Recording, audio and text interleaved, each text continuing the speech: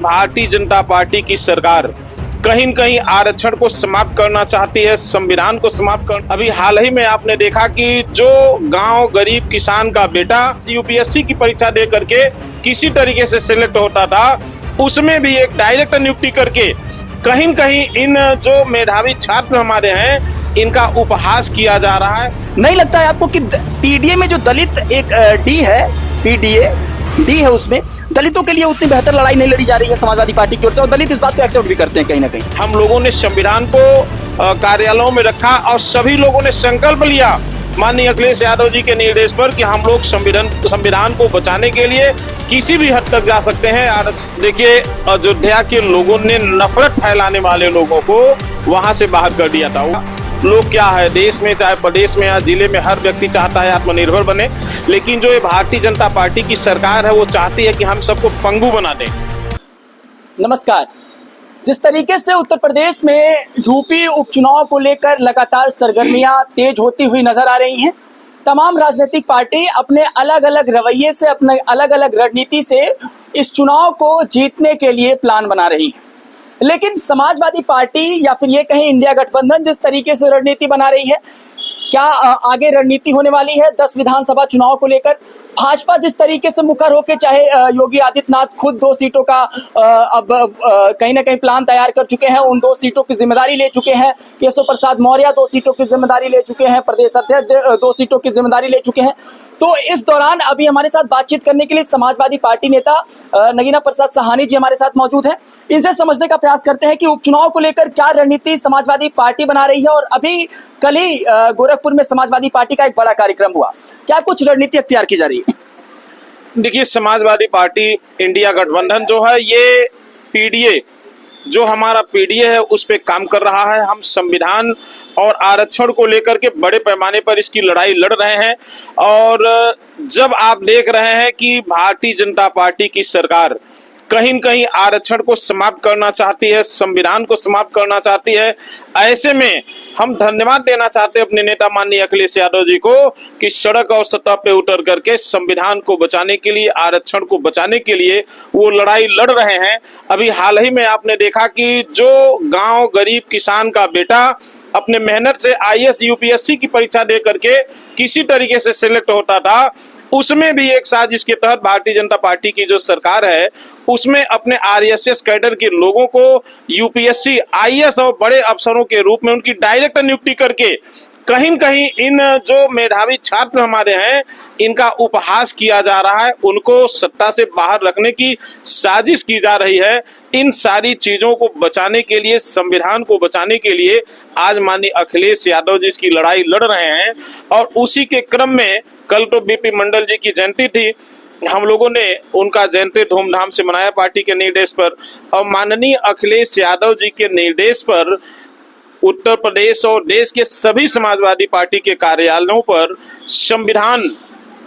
संविधान की स्थापना, वहां पे संविधान रखा गया सभी कार्यालय में। सो उसे एक हमको ऊर्जा मिलेगी, जब संविधान को देखेंगे हम मानेंगे कि संविधान ही सर्वोपरि है, और वास्तव में है भी। भाई, 21 अगस्त को भारत बंद का ऐलान किया गया, और जो दलित संगठन थे वो लगातार इसको लेकर मुखर होके आंदोलन भी करते हुए नजर आए। डीएम कार्यालय पे ज्ञापन भी सौंपा उन्होंने। एक बात बताइए, 1 अगस्त को सुप्रीम कोर्ट का आरक्षण को लेकर फैसला आया था, क्रीमी लेयर की बात कही गई। 20-21 दिन तक लगातार अखिलेश यादव कुछ नहीं बोलते हैं। आंदोलन जब एकदम चरम पे था, 20 अगस्त को केवल अखिलेश यादव का एक ट्वीट आता है, उसके बाद उन्होंने कहा कि इसको लेकर समाजवादी पार्टी भी लगातार मुखर है। नहीं लगता है आपको कि पीडीए में जो दलित एक डी है, पीडीए डी है, उसमें दलितों के लिए उतनी बेहतर लड़ाई नहीं लड़ी जा रही है समाजवादी पार्टी की ओर से, और दलित इस बात को एक्सेप्ट भी करते हैं कहीं ना कहीं? देखिए, पूरे देश में अगर दलितों की कोई लड़ाई लड़ रहा है तो वो माननीय अखिलेश यादव जी लड़ रहे हैं। अभी आप देखिए, कहीं पर भी अगर दलितों का मामला, जो संविधान को बचाने का मामला है, जो आरक्षण को बचाने का मामला, अगर रिजर्वेशन को खत्म कर देंगे आप, तो दलितों के लिए इससे बड़ा दुर्भाग्य क्या हो सकता है। लेकिन इस आरक्षण को बचाने की अगर कोई लड़ाई लड़ रहा है तो आज के देश में, पूरे देश और उत्तर प्रदेश में माननीय अखिलेश यादव जी मजबूती से लड़ रहे हैं। अब इससे बड़ा दलितों के लिए दूसरा काम क्या हो सकता है। आज उसी के क्रम में सभी हमारे पार्टी कार्यालयों में संविधान का प्रतीक हम लोगों ने संविधान को पार्टी कार्यालय में कल रखने का काम किया गया है और सभी पार्टी नेताओं के माध्यम से सबको जुटा करके हम लोगों ने संविधान को कार्यालयों में रखा और सभी लोगों ने संकल्प लिया माननीय अखिलेश यादव जी के निर्देश पर कि हम लोग संविधान को बचाने के लिए किसी भी हद तक जा सकते हैं। आरक्षण को बचाने के लिए कोई भी लड़ाई हम लोग लड़ने को तैयार हैं, कोई भी कुर्बानी हम दे सकते हैं। उपचुनाव से पहले जिस तरीके से समाजवादी पार्टी के नेताओं के ऊपर रेप और तमाम चीजों का आरोप लग रहा है, चाहे अयोध्या की बात कर लीजिए, चाहे कन्नौज के एक नेता की बात कर लीजिए, ऐसा नहीं लग रहा है कि चुनाव से पहले ये सारी चीजें कुछ संकेत दे रही हैं? या फिर अयोध्या की अगर बात करें तो अयोध्या में एक बड़ा संदेश देने की कोशिश की गई। भारतीय जनता पार्टी आप शुरू से देख रहे हैं, ये केवल नफरत फैला करके, ये नफरती पार्टी है, ये नफरत फैला करके केवल सत्ता पर काबिज कब्जा बनाए रखना है लोग चाहते हैं। जहां कहीं इनको जाति विशेष या धर्म विशेष का मामला मिलता है उसको वायरल करके ये दो जातियों में संप्रदायों में नफरत फैलाने का काम करते हैं। आज अभी बीएचयू से आप उठा करके देख लिए, अभी मथुरा तक का मामला देख लीजिए, जहां कहीं भारतीय जनता पार्टी के नेता दुष्कर्म में शामिल हैं उसको न तो मीडिया के लोग दिखा रहे हैं, न कहीं तो भारतीय जनता पार्टी की सरकार उनके खिलाफ कोई एक्शन ले रही है। तो ये सरकार तो देखिए, अभी 2024 का जब लोकसभा चुनाव हुआ उसके पहले भी आपने देखा कि इंडिया गठबंधन के खिलाफ बड़े पैमाने पर भारतीय जनता पार्टी की सरकार ने साजिश के तहत कार्रवाई करने का काम किया था।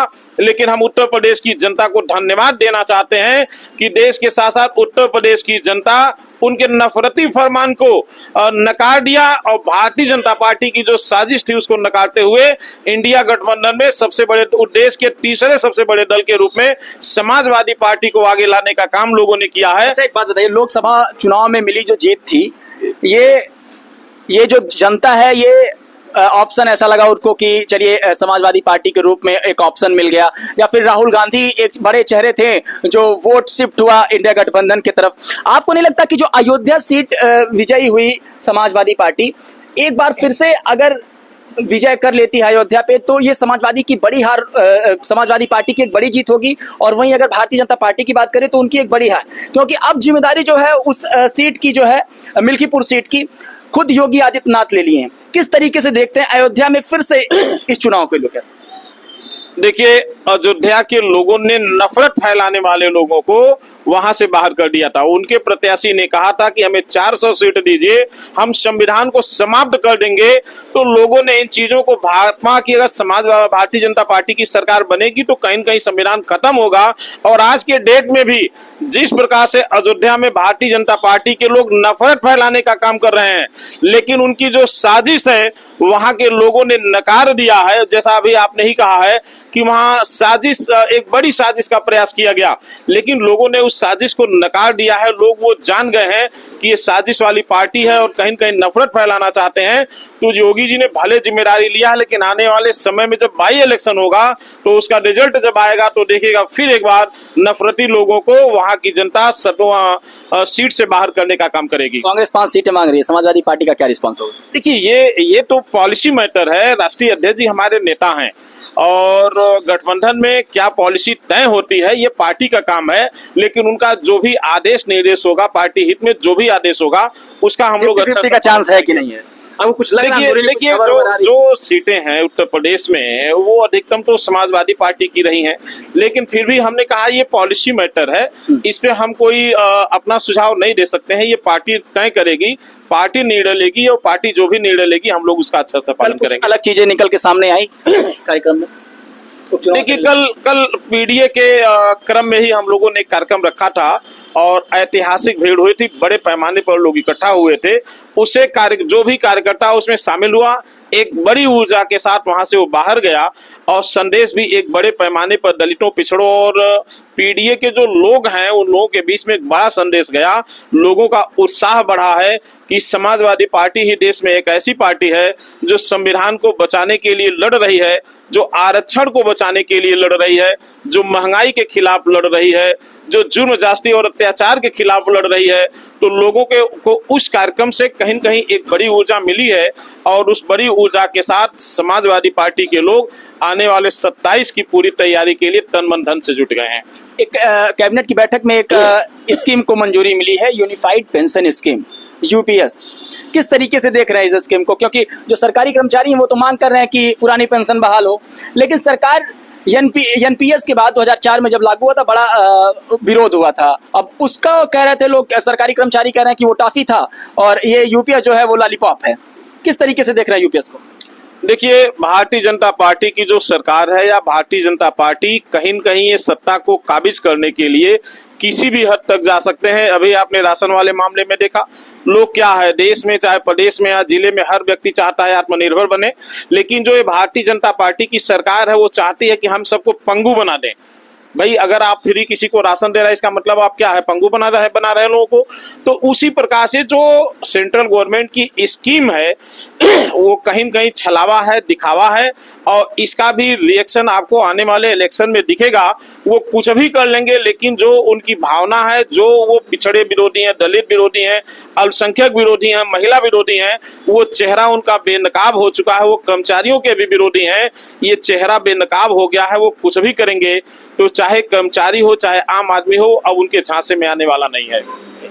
तो हमारे साथ नगीना प्रसाद साहनी जी थे, समाजवादी पार्टी के एक बड़े नेता हैं गोरखपुर से।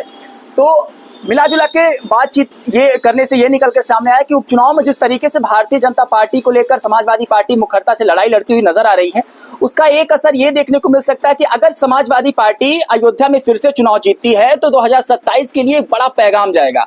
पैगाम ये जाएगा कि क्या जिस तरीके से प्राण प्रतिष्ठा को एक बड़ा आंदोलन या फिर ये कहें एक बड़ा कार्यक्रम बना के भारतीय जनता पार्टी ने पेश किया, लेकिन उसका खामियाजा बाद में जब मुआवजा नहीं दिया गया जो गरीब लोग थे उनको, और उसका एक बड़ा खामियाजा कहीं ना कहीं भारतीय जनता पार्टी ने अयोध्या की सीट गंवाकर कहीं ना कहीं भुगती।